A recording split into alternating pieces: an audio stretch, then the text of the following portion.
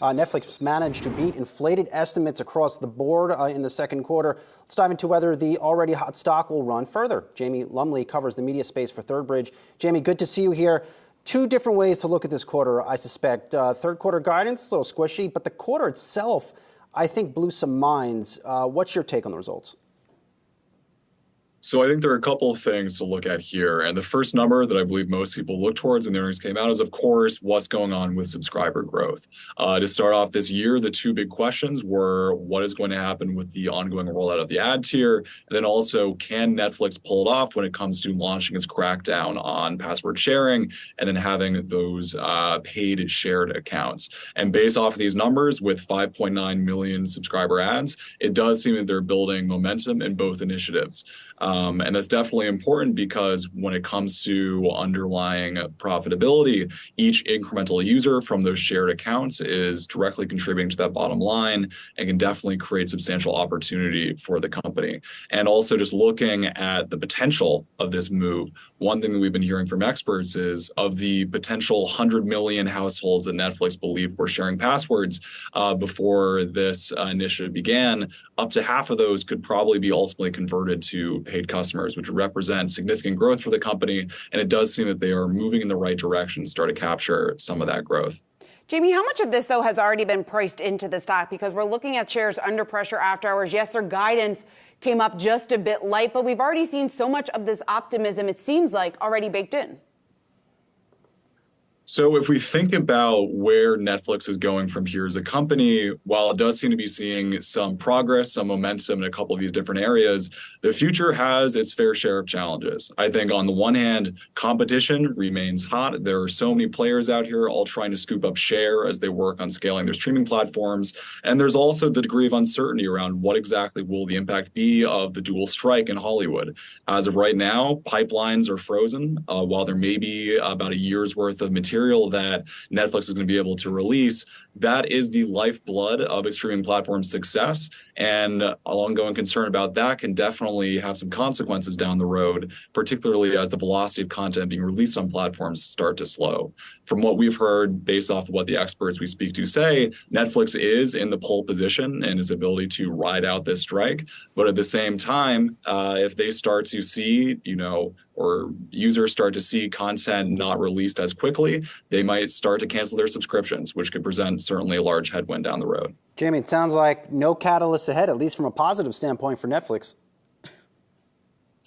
Well, if we're looking at catalysts, certainly we're in early days of the crackdown on password sharing. If we look at the launch in the US, that was only in May. We're only a bit more than a month or two into that. So there's substantial opportunity to capture some of that share and some of those users which were not previously paying. Also, at the same time, just circling back to the relative positioning of these different players, if we're looking at the impact of the writer's strike, in addition to Netflix have a decent amount of pipeline, it has that international footprint. It has that international production capabilities that not all of its competitors have if we're looking over at a Paramount or a Lionsgate, for example. So there are definitely some areas where Netflix can feel pretty good about its ability to manage some of these challenges down the road. But it is worth understanding that it still remains competitive. There still remains a number of pressures in this industry and a degree of uncertainty to consider as well. Jamie, what do you think is going to be the fallout, or maybe what's going to happen here to Netflix's business, given the fact that it is getting rid of its lowest price ad-free plan? Is that going to be, where do you see those users going? How many of those do you expect to upgrade to that higher price plan versus dropping down to that ad-supported tier?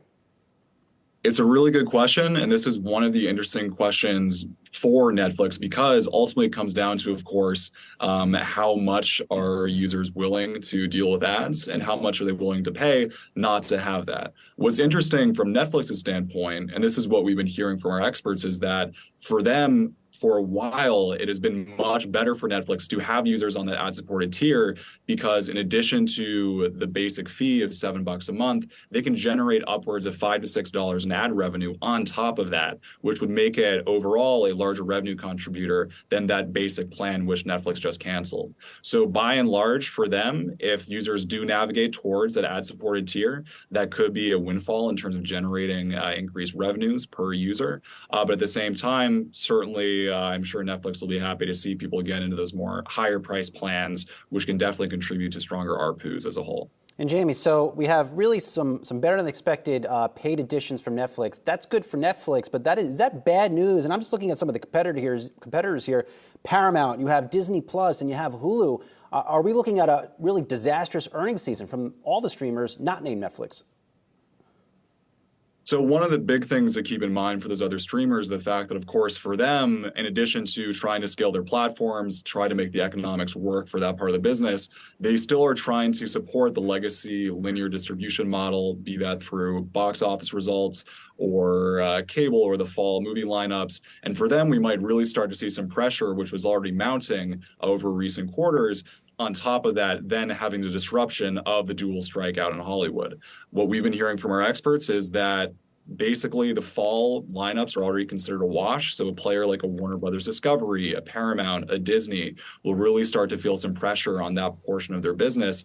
And then on top of that, still facing the competitive pressure when it comes to their streaming offerings. So there's definitely a lot to be seen as we get those earnings results and get a sense check for where these different companies are. But just looking at those which are still straddling the line here with the traditional linear distribution and the streaming platform, they do have an added amount of challenges which they're trying to navigate. Jamie Lumley from ThirdBridge, top analysis for us on a busy day. Thanks so much.